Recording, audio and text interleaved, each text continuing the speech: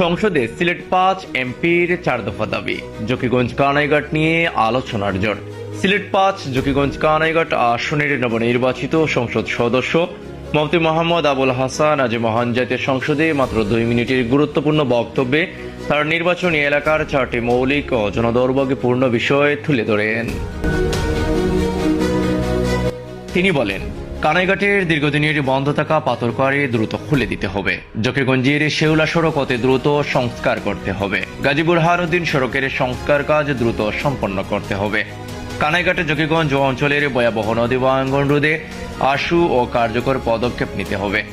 এছাড়াও স্থানীয় সূত্রে জানা গেছে, চলতি সংসদ অধিবেশনের মধ্যেই শেওলা জকিগঞ্জ ও বুরহানুদ্দিন সড়কের টেন্ডার প্রক্রিয়া শুরু হতে পারে বলে এলজিআরডি মন্ত্রণালয়ের সূত্র ইঙ্গিত দিয়েছে।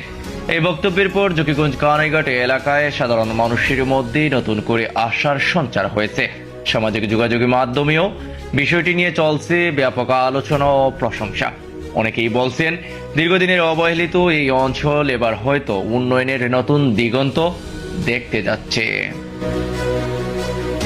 স্থানীয়দের মতে এখনো কিছু গুরুত্বপূর্ণ বিষয় সংসদে জোরালোভাবে উত্থাপন হওয়া জরুরি। কানাইঘাট 1 নং লক্ষ্মীপ্রসাদ পূর্ব ইউনিয়নের উন্নয়ন, সুরমা নদীর ওপর দীর্ঘদিনের প্রতীক্ষিত একটি ব্রিজ নির্মাণ, শিক্ষা ব্যবস্থার উন্নয়ন ও নতুন শিক্ষা প্রতিষ্ঠান সম্প্রসারণ, চিকিৎসা সেবার মান উন্নয়ন ও হাসপাতাল সুবিধা বৃদ্ধি, নদী ভাঙ্গন প্রতিরোধে স্থায়ী ও টেকসই প্রকল্প গ্রহণ।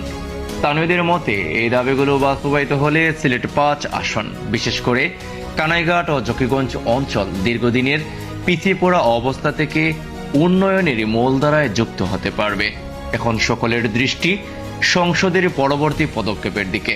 জনগণের প্রত্যাশা, এই দাবিগুলো শুধু বক্তব্যে সীমাবদ্ধ না থেকে বাস্তবায়নের মাধ্যমে দ্রুত পরিবর্তন আসুক সিলেট 5 আসনে।